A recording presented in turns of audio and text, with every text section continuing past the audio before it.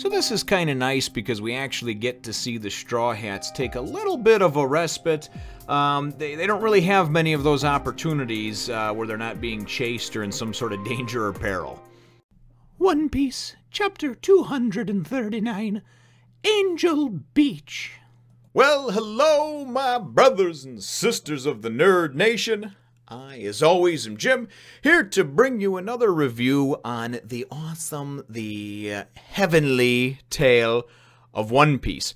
Our last chapter saw us with the Straw Hats, of course, approaching and finding well, heading towards that waterfall, which they found to be a giant gate underneath, and passing through on this lobster elevator sort of thing that takes them up this skyway we presume to get to the white sea, the top part of it. However, Amazon, who is this wrinkled up, gnarly old woman, man, fairy, elf, angel looking thing. I don't know.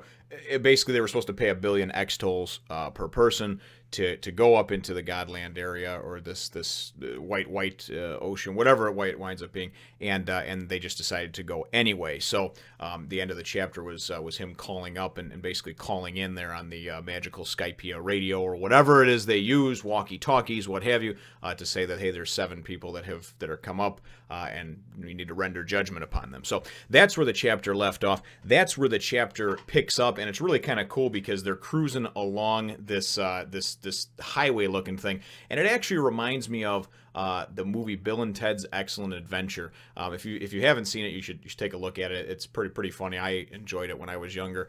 And anyway, they wind up going through time in this phone booth, and as they travel through the waves of time, it looks almost like this. It's like this twisty, turny sort of slide that they're on, and that's kind of what they're on, winding up through this thing going.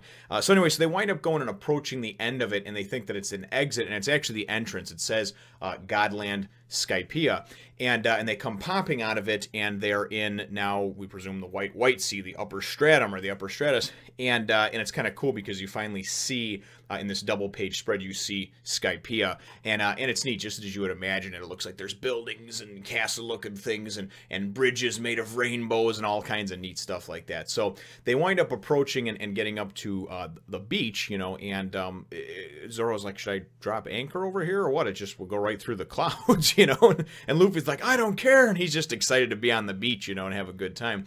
And this chapter, to tell you the truth, is kind of, there's not a ton that happens in it, but it really is kind of one of those, like, we're finally not, there's no imminent threat of danger or death anywhere, it seems like, at least not in this chapter, and it's kind of almost like a relaxing chapter for the Straw Hats, as they all start to kind of, disembark and to get off of the, off of the ship, off the Going Merry, and they're playing around on the beach. Chopper's never seen a beach before, of course, because he grew up in Drum Kingdom. So he's like, wow, and he's kind of digging around in the sand and playing around. Usopp's having a great time. And it's kind of funny because even, Robin's just like, I can't even believe that there is actually an island up here. You know what I mean? So, so they wind up, obviously putting 2 and 2 together and figuring, hey, that galleon that we ran across, where Luffy found the map and everything on, that said Skypiea, they were obviously up here somewhere around here 200 years ago. So, and it's really just kind of neat to see that, hey, yes, this does exist, So,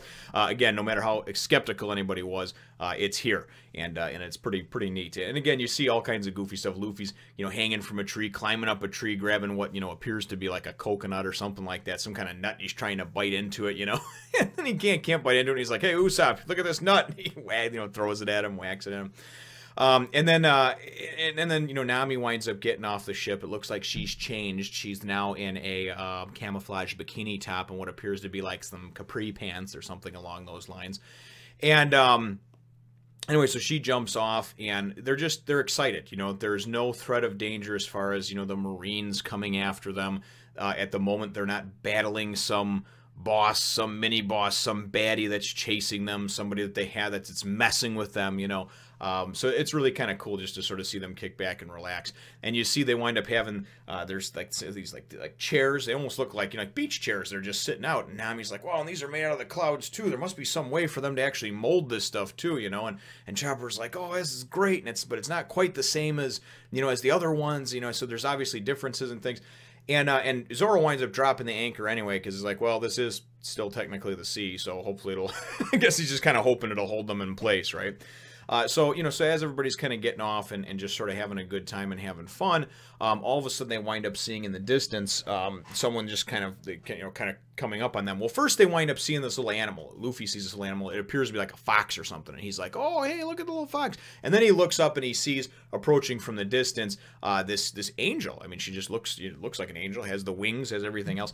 And she comes up and she seems to be very nice and very sweet. At first I was thinking she's going to appear and then just be like, you were here illegally or something like that, you know, as part of the render judgment people, the judgment angels. And if it is, we haven't seen it yet. But anyway, she introduces herself as, the name is spelled C-O-N-I-S, so I'm going to say Conis. So she introduces herself as Conis and the fox as Shuu, S-U-U, and, you know, and basically welcomes them, you know, welcomes them to Skypiea, you know, asks them if they're from the, you know, the blue sea down below, and they say yes. She goes and takes that nut that they were going and trying to crack, and she pulls the top off of it, does some magical little thing, you know, with her angelic corkscrew or whatever, takes the top off it, sticks a straw in it, and then hands it back to Luffy, and Luffy's just like, oh, this is just so great, you know, and Usopp wants some, and it's just real funny, you know, the whole...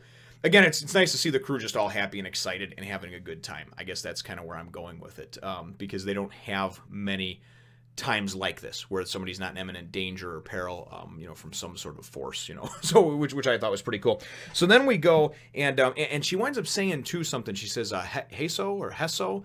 And I'm assuming that's like a greeting. That's like a hello, almost like an aloha or something like that for, you know, in Hawaii. Of course, that means hello and goodbye, but whatever. I'm not going to get into it. But in their language, I'm assuming that heso means like welcome or hello or something along those lines, because she says that to them. So then we go and we see off in the sea coming towards them. They're like, whoa, there's some guy riding on the waves over there. And if you remember right, about 10 chapters ago, we heard about Nolan with the whole Nolan the liar thing and everything like that, that he found this sky boat that could be propelled without the use of wind, and obviously they're not running combustion engines, at least from what I have seen so far in the world. So it's not like a wave runner or anything like that, but it looks kind of like a wave runner, but it's powered by we don't know what. So anyway, this guy comes flying, and Conis goes and says, oh, that's my father, you know. So he winds up and he's like, oh, watch out, as he's coming up to get up ashore on this thing. He winds up crashing into a tree, and then he goes and he says, oh, is anybody hurt? And Zoro's like, you idiot, you're the one that crashed, you know. So anyway, he comes up, and it just seems like everybody's almost like, you know, almost kind of got that, like, hippie-like mentality, man, you know? And don't get me wrong, I got a lot of friends growing up that were kind of had that hippie-like mentality. But everybody's just kind of like, hey, man, how you doing, you know? And it's almost like too good to be true. But he comes up and, you know, welcome and heso and all that type of stuff.